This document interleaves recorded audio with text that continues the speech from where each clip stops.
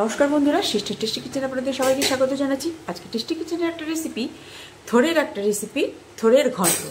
একদম নিরামিষ আইটেম। তো যারা একদমই নিরামিষ খান, এই থোড়ের ঘন্টটা একবার ট্রাই করে দেখতে পারেন। তো আজকে বানাচ্ছি থোড়ের ঘন্ট। প্রথম থেকে শেষ পর্যন্ত আপনারা ভিডিওটা দেখুন। থোড়ের ঘন্টটা আমি কিভাবে বানাচ্ছি।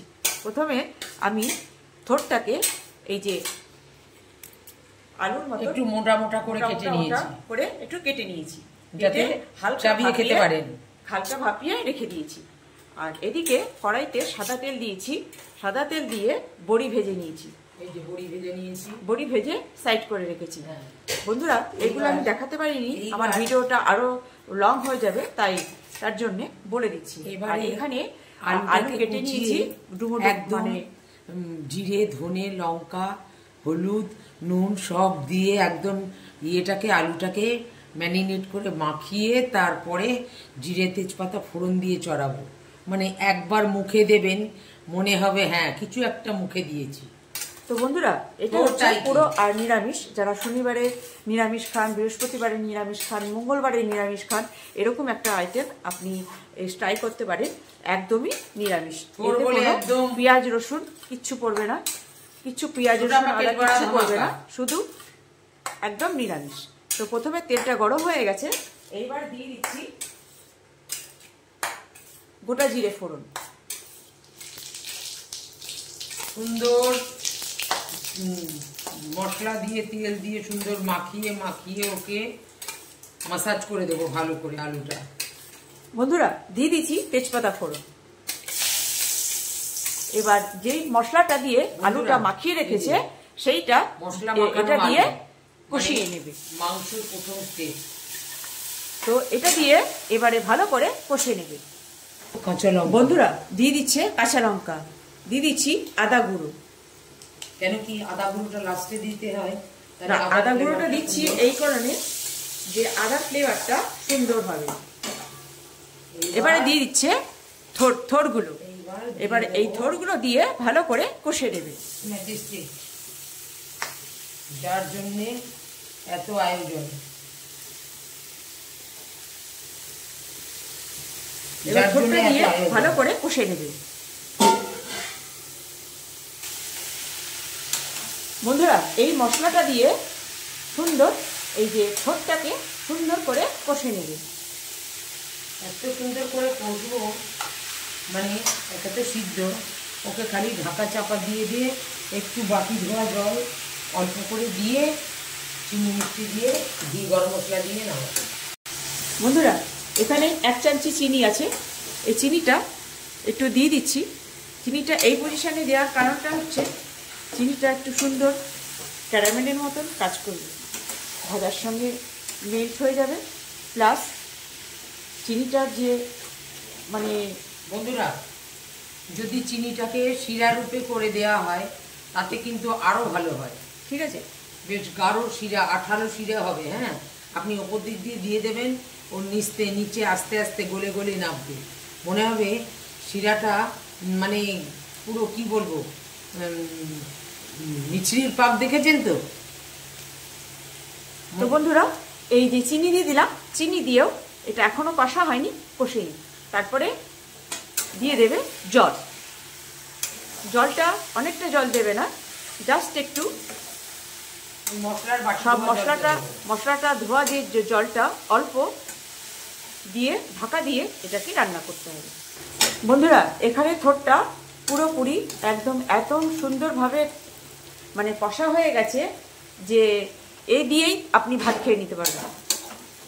তো এই দিয়ে তো ভাত খেলে হবে না, এটাকে ঘন্ট করতে হবে। সেই হিসেবে এটা এখনো হয়নি, রেডি হয়নি। তো বন্ধুরা, এখানে আমি এবার দিয়ে দেব পরিমাণ মতো জল। দেখি মানে দিই।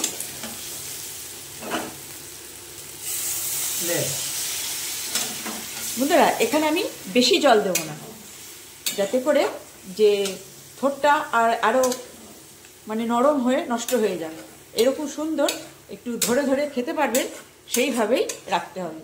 তো এখানে আর জল দেব না, যেহেতু আলুটা 80% ওই কষার মধ্যেই ভাজা হয়ে গেছে, সেই জন্য আলুটার জন্য আমি এখানে বেশি জল দেব না, আর এইটুকু জল দিয়েই ঢাকা দিয়ে এটা ফুটিয়ে নামাবো।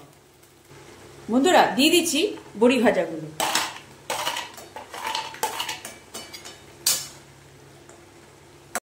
বন্ধুরা এখানে আমার থোড়ের ঘন্টটা প্রায় কমপ্লিট।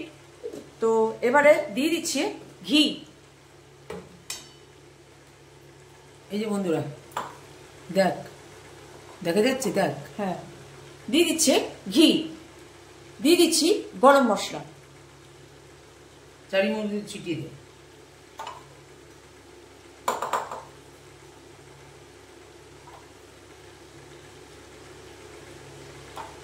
এবার এটাকে একটু নাড়া দিয়ে নামিয়ে নেবে।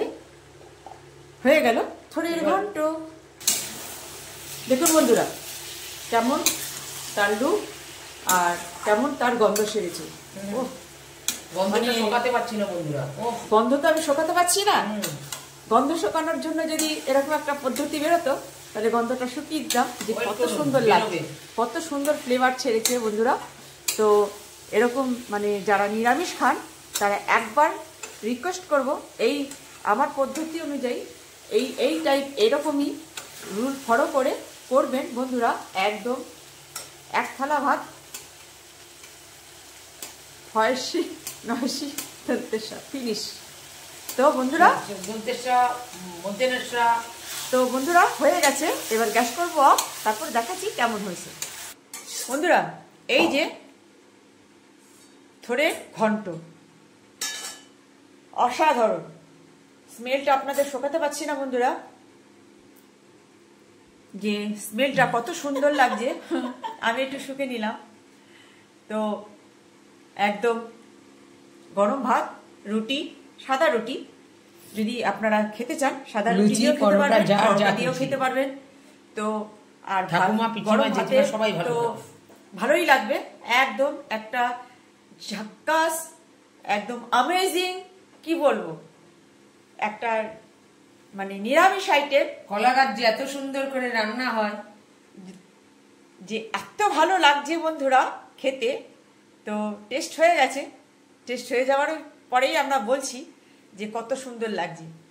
তো বন্ধুরা এই ছিল আজকে থোড়ের ঘন্ট।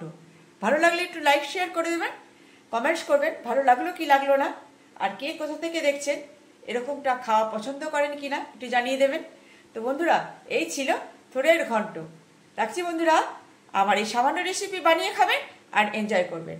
বাই।